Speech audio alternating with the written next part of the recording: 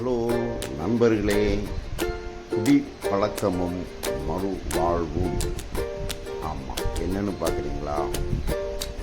இந்த நாட்டில் ஒவ்வொரு அரசாங்கங்களும் நாங்கள் மதுவை ஒழித்து விடுவோம், மக்களுக்கு நலமானதை செய்து விடுவோம் அப்படி என்று தங்கள் எண்ணங்களில் 1000 கனவுகளோடு நமக்கு வாக்கு கொடுத்து நம்மிடம் ஓட்டு வாங்கி நம்மை ஆட்சி செய்கிறார்கள். சந்தோஷம். ஆனால் மதுவை ஒழிக்க முடியுதா? பைபிளை படித்தோம்னா இயேசு கிறிஸ்துக்கு முந்தின பழைய ஏற்பாடுலேயே இந்த மது பழக்கங்கள் இருக்குன்னு படிக்கணும். இப்போ பாருங்கள், இவர் 2000 சில்லற வருஷம், இப்போ அதுக்கு முன்னக்கிட்டே இருக்குதுன்னா ஏன் இதை ஒழிக்க முடியல? அவ்வளோ பெரிய வல்லரசு நாடு அமெரிக்கா. அதுவே பிலதெல்வியா மாகாணத்தில் மதுவை ஒழிக்க முடியாமல் திண்டாடுது. உலகத்தையே ஆட்டி படைக்குது. ஆனால் அந்த மது அந்த நாட்டையே ஆட்டி படைக்குது. சில கண்ட்ரிகள் கஞ்சாவை சும்மா பெட்டிக்கடை மாதிரிலாம் ஓப்பன் பண்ணியிருக்கான்னு நம்ம யூடியூப்பில் பார்க்குறோம். மது இல்லாத இடமே இல்லை, அதை தொடாத மனிதரே இல்லை. ஆனால் அதை தொடாமல் இருக்கணும். அந்த மதுவினால், குடியினால் எத்தனையோ குடும்பங்கள் உடல் ரீதியாகவும் உணர்வு ரீதியாகவும் தவறான பாதையில் போகிறதுக்கு கிட்டத்தட்ட அது ஒரு பிசாசு மாதிரி மனுஷர்களை எப்படிலாம் ஆட்கொள்றதுன்னு பார்த்தோம்னா, அவன் தன்னலை மறக்கிறான். தனக்கு குடிக்க தேவைன்னா தன்னுடைய சொந்த பிள்ளைங்களை கூட அதுகள்கிட்ட இருக்கிற பணத்தை வாங்கி கொண்டு அது குடித்து அடிமையாகிற அளவுக்கு நம்ம எத்தனையோ விஷயங்களை கேள்விப்படுறோம். அந்த மதுவினால், போதையினால் அவங்க செய்கிற வெறியாட்டங்கள் இதெல்லாம் நம்ம கேள்விப்படும்போது நெஞ்சமே பதறுது. ஆமாங்க, நாம் அந்த குடிப்பழக்கத்தில் இருந்து தப்பிச்சது எப்படி அப்படின்னு சொல்லி நான் ஒருவர்கிட்ட பேசிக்கிட்டு இருக்கேன், பல பேர்கிட்ட பேசிக்கிட்டு இருக்கேன். அப்போ அதில் சொன்னாங்க, மதுவை ஒழிக்கிறதுக்கு 1000 வழிகள் இருக்கு. ஆனால் அந்த வழிகளை நாம் தேடுறதில்ல, தேடினவங்க தப்பிச்சுட்டாங்க. உதாரணத்துக்கு நம்ம எல்லா மதங்களிலுமே ஃபாஸ்டிங் ப்ரேயர்னு ஒன்று இருக்குது. அதில் பார்த்தீங்கன்னா இந்த சபரிமலைக்கு மாலை போட்டு போகிறாங்க. 40 நாளைக்கு மாலை போட்டுட்டோன்னா அவங்க தண்ணி அடிக்கிறது இல்லை.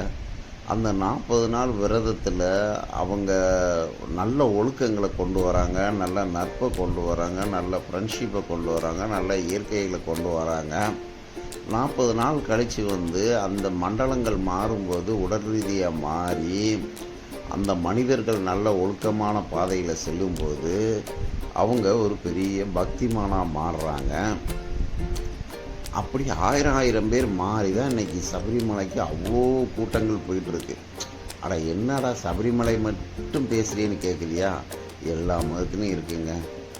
நோன்பு இருக்கிறாங்க முஸ்லாமியில், அந்த நல்ல ஒழுக்கங்களை கற்றுக்கிட்டு அதில் நல்ல வழியில் போகிறவங்க எவ்வளோ பேர் இருக்காங்க. கிறிஸ்டின்லேயும் நோன்பு இருக்கிறாங்க 5 நாட்கள், அதில் நல்ல வழிகளை கற்றுக்கிட்டு எவ்வளோ பேர் நல்லா போகிறாங்க. அந்த நாட்கள்லாம் முடிஞ்ச அடுத்த நாளே சரக்கை வாங்கி கொண்டாடுறவங்களும் இருக்க தான் செய்கிறாங்க.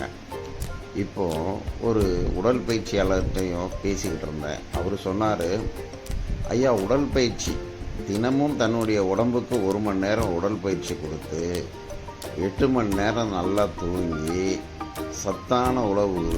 சத்தான உணவுகளை டைமிங் சாப்பிட்டு இருக்கிற மனிதனுக்கு நல்ல எண்ணத்தோடு இருந்தால் வியாதி ரொம்ப வருகிறது கம்மி.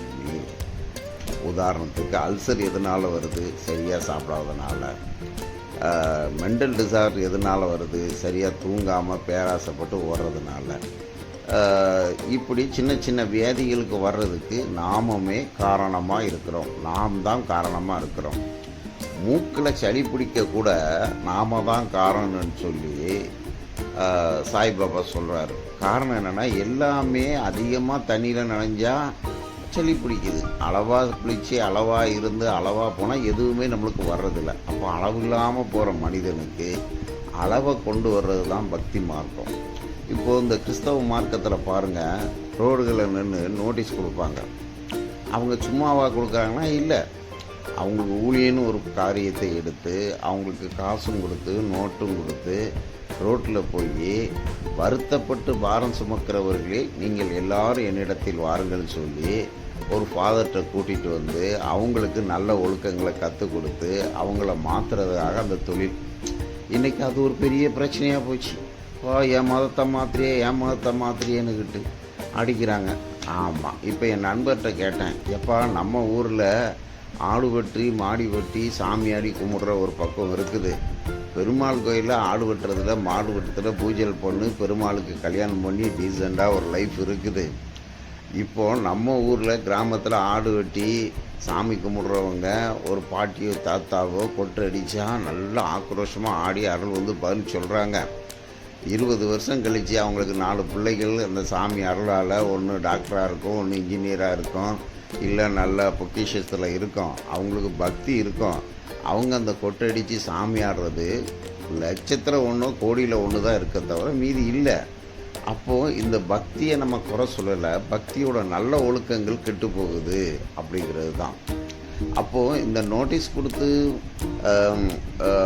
ஒரு மனிதனை நல்வழிப்படுத்துகிறவங்கள போய் அடிக்கிறவங்க, நீங்கள் போங்க, எங்கள் தெய்வம் நல்லது, எங்கள் கடவுள் நல்லது, இது நல்லது சொல்லியிருக்காருன்னு 100 பேருக்கு செய்யுங்க. அதில் நான் ஒரு 20 ரூபா தரேன், நீங்கள் ஒரு 50 ரூபா கொடுங்க, நம்ம தொழிலை பார்ப்போம், இதை ஒரு ஃபண்டாக சேர்த்து இந்த மாதிரி குடிப்பழக்கத்தில் கெட்டு போகிற குடும்பங்களை காப்பாற்றுவோமே அப்படின்னு சொன்னார். இது நல்ல ஐடியாவே இருக்குதுன்னு சொன்னாங்க.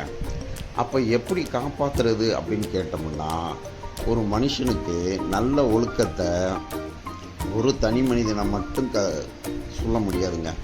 இப்போது மன ரீதியாக பாதிக்கப்பட்ட ஒரு மனுஷனை நீங்கள் மனநல ஆஸ்பத்திரிக்கு கூட்டிகிட்டு போனால் இந்த சைக்காலஜி ரீதியாக என்ன சொல்கிறாங்கன்னா, சைக்காலஜி ரீதியாக முதல்ல அந்த குடும்பத்துக்கு இப்படி பாதிக்கப்பட்டவங்ககிட்ட எப்படி நடந்துக்கிடணும், முதல்ல இந்த மாதிரி பாதிக்கப்பட்டவங்ககிட்ட எப்படி நடந்துக்கிடணும். உதாரணத்துக்கு கல்யாண வீடு சாவு வீடு போகிற இடங்களில் இந்த மது ஒரு பெரிய வரப்பிரசாதமாகி போகுது.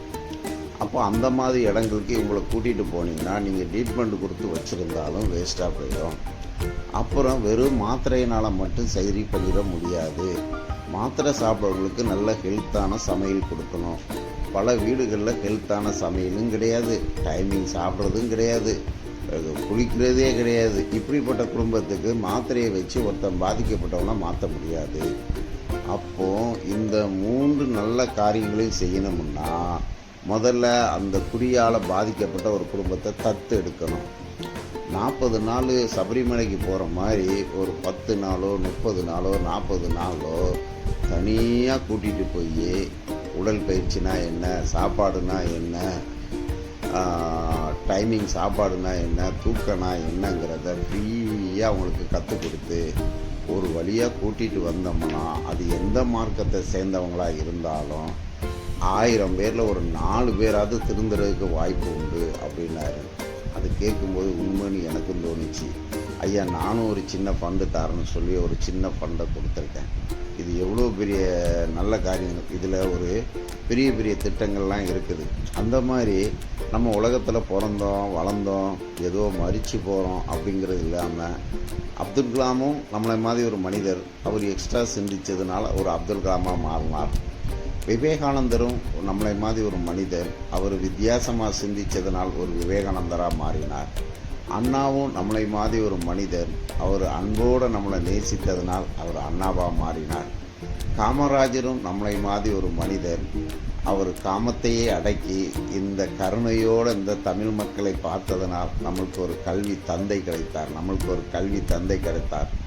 W. சவுந்தரபாண்டிய நாடார், அவர் ஒரு தனி மனிதனாக வாழாமல் இந்த சமுதாயமே முன்னேறுன்னு சொல்லிட்டு நல்ல ஐடியா கொடுத்ததுனால இன்றைக்கி இந்தியா இல்லை உலகம் முழுவதும் ஒரு கம்யூனிட்டியோட சங்கங்கள் அமைச்சு வியாபாரங்கள் அமைச்சு அதுக்கு ஒரு பாலம் வகுத்தார். இப்படி கக்கனு, காமராஜர், இப்படி ஏகப்பட்ட தலைவர்கள், அண்ணாவிலிருந்து காந்தியிலிருந்து நம்மளுக்கு வரப்பிரசாதமாக கிடைச்ச தலைவர்கள் அத்தனை பேரும் நல்லதை செய்தாங்க. அவங்கெல்லாம் அதுக்கு நல்லதை செய்தால் நாம் ஒரு நல்லதை செய்கிறதுக்கு முயற்சி பண்ணுவோமேன்னு சொல்லிட்டு தான் இந்த குடிப்பழக்கமும் மறுவாழ்வும் அப்படிங்கிற தலைப்பில் ஒரு கோஆப்ரேட்டிவ் சேர்ந்துருக்கு. இது நல்ல ஒரு காரியமாக தோணுது.